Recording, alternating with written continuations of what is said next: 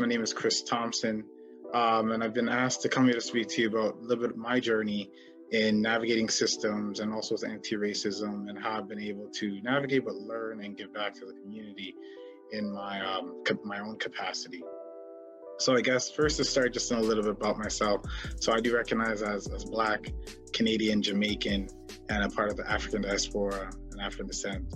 But while at university, once again, when I got involved heavily with the student government and moving from doing clubs, societies, and I encourage everybody to get involved with those things, moving up to student government and eventually moving up to boards at the university to being at the highest board of presidents, I noticed that minority representation drastically decreased as I went higher and higher in this scale. Past university, going into now workplace, I ended up working in not-for-profit United Way in different places.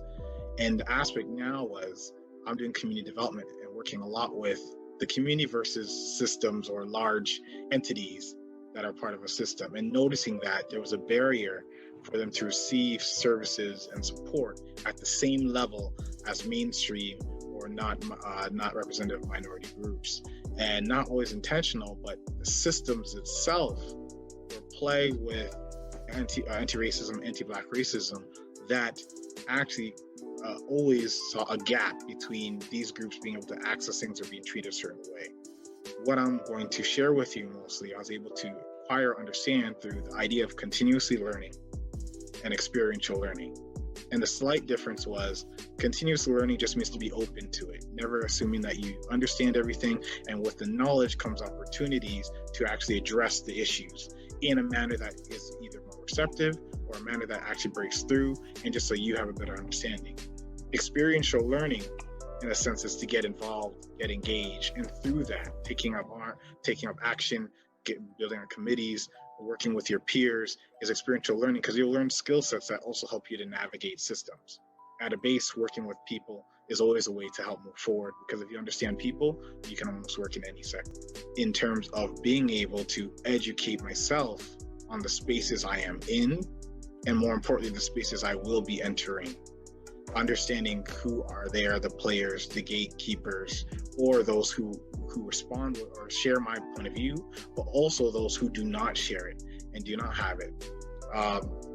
When you start to understand the spaces you're in, even if you are in spaces that are not comfortable or not actually presented well, you start learning and identifying allies.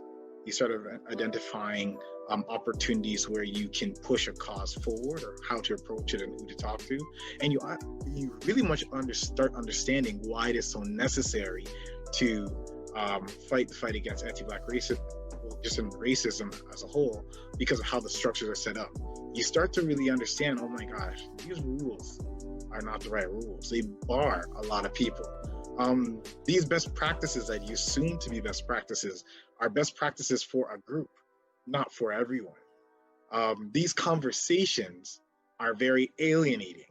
And if we want to bring more people in, we need to intentionally decide on how we want to change these conversations. But I also understand that even though while we're taking up the fight for anti-racism, a lot of them need a space for self-care, healing, and understanding. And that also goes into this. So as all these youth are charging for the cause, which I hear is great for anti-Black racism, it's also important to understand the idea to come together as a group to just heal and take a breath and understand while you are pushing forward. With the Federation of Black Canadians, we had a national call with over 80 youth across Canada, where it wasn't a call to actually fight going forward, but was a call to just bring people together. It's very traumatizing to see your brothers and sisters attacked all the time in front of them, social media and ongoing. So in the work I do, I also ensure that there's a time to just ensure you're supporting each other and working on the healing that is needed, to ensure you don't